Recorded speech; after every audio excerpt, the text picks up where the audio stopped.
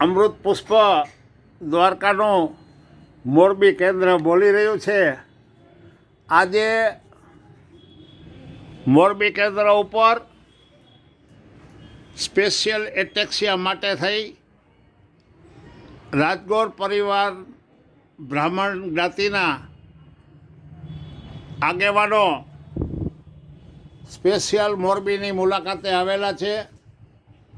એમાંય અમારે 1.5 વર્ષ પહેલાં કરણભાઈ મઢવી શરૂઆત એનાથી થઈ હતી, પરંતુ ત્યાં કોરોના આવી જતાં અમારી સારવાર અધૂરી રહી ગઈ છે.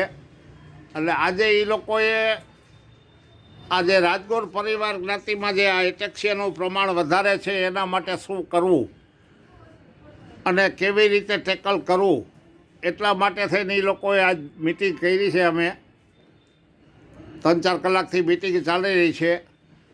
એની અંદર આજે એવું નક્કી થયું કે ભાઈ તમારી જ્ઞાતિમાં 5 જુવાન 5 વ્યક્તિ એવા આપો કે જેને હું અમૃત પુષ્પ અને એટેક્સિયા ઓઇલ સંપૂર્ણપણે શીખડાવી દઉં. 2 દિવસ ભલે મારા ઘરે રોકાતા હોય. 5 જણામાંથી 2 જણા તો એમાં મોહનભાઈ મઢવી ભચાઉ અને હિમેનભાઈ મઢવી અંજારની અંદર 2 જણા તો શીખી એવા છે ને દ્વારકા પરમિશન પણ લઈ આવ્યા છે. એટલે હજી આ લોકોને આગેવાનોને વિનંતી કરું છું 3 જણા મને એવો આપો, કારણ કે એકલો હું પહોંચી શકું એમ નથી. અને હવે મારું ઉંમર થતાં મારું મન મજબૂત છે, પણ તન થોડુંક એમ કે શરીર એમ કહે છે કે હવે થોડુંક થકાન લાગે છે. અને એમાંય કોરોના પછી તો થોડોક વધારે હેરાન થઈ ગયો હતો, પણ દાદાની દયાથી એ કાંઈ ચિંતા નથી. પણ તોય શરીર તો કહેવાનું છે. એટલે આપણી જે આ એટેક્સિયા ઓઇલની અને અમૃત પુષ્પની વિદ્યા મારા ભેગી ન વહી જાય, એટલા માટે હું આપ સર્વને વિનંતી કરું છું. તમે 5 જણા આ એટેક્સિયા માટે રાજગોર પરિવારના ભલા માટે 5 જણા મને તૈયાર કરીને આપો. એમાંય મોહનભાઈ તો અત્યારે ખંભા મિલાવીને મારા ભેગા ચોંટી ગયા છે. અને એ માટે થઈને મોહનભાઈ, તમારે શું કહેવાનું છે આ બાબતમાં? આ તો આ એટેક્સિયાવાળા માણસોને શરીરમાં અશક્તિ વધારે હોય છે, તો શરીરમાં શક્તિ આવે એના માટે થઈને જો 11મી ઔષધિ કામ કરતી હોય, આ બીજું કાંઈ હોય તો દિનેશભાઈને વિનંતી કે એનો કાંઈક ઈલાજ બતાવે. એ શું અશક્તિ વધારે હોય છે.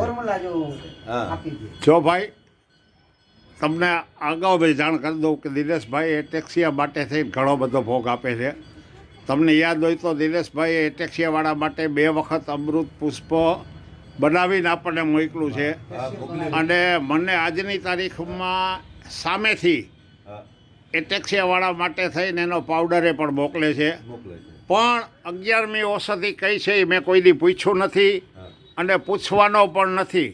કારણ કે સહેજ મિલા જો દૂધ બરાબર, માંગ લિયાસો પાણી, ખીંચ લિયાસો રક્ત બરાબર, એવી કબીર બોલે બાણી.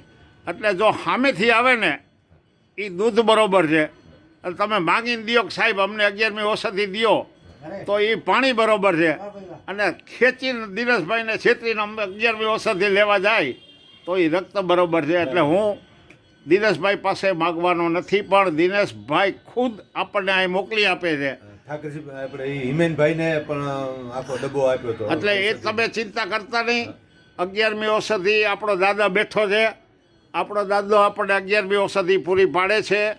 પણ આપણે એના રોટલાથી કામ રાખો, ટપાકાથી કામ નથી. ફક્ત ને ફક્ત તમે મને એટલું કરી દો કે તમે 5 જણા એક્ઝેક્ટ તૈયાર થાવ, એટલે 2 દિવસ મારા ઘરે રોકાય અને અપ ટુ ડેટ હું તમને 5 જણાને તૈયાર કરી દઉં. એટલે એટેક્સિયાવાળાની તમે કચ્છની અંદર સેવા કરો એવી મારી એક તમારા જ્ઞાતિવાળા પાસે અપેક્ષા છે. એમાં તમારાથી જેટલો બની શકે એટલો ભોગ આપી શકો. શરૂઆતના તબક્કે મોહનભાઈ મઢવી અંજારવાળા તમે આવ્યા હતા ને પહેલો વહેલો વિડીયો તમારો છે અને પહેલો કેસય તમારો છે. પણ આપણને આ કરણભાઈમાં કોરોના નડી ગયો, પણ કાંઈ વાંધો નહીં. હવે આપણે એકથી ચાલુ કરીએ છીએ. અને તે પછી તો આપણે 20 જણાને ઊભા કરી શક્યા છીએ. કેટલાયના ઘર બચી ગયા છે. અને તમારી બધાની મહેનત રંગ લાવી છે. હવે તમારે ખાલી એટલું જ કરવાનું છે, મને 5 જણા અપ ટુ ડેટ તૈયાર કરી દો. એટલે પહેલાં હું દ્વારકા એને દ્વારકાધીશના દર્શન કરી દઈએ એટલે અહીંયાથી હુકમ મળી જાય. પછી દાદા પાસે કહી દઉં કે આને પ્રાણ પૂરજો, અને છેલ્લે જલારામ બાપા પાસે જઈને પ્રાર્થના કરી આવી કે મને આપવાની શક્તિ આપજો. એટલે વાત થઈ ગઈ પૂરી. જય દ્વારકાધીશ. જય દ્વારકાધીશ.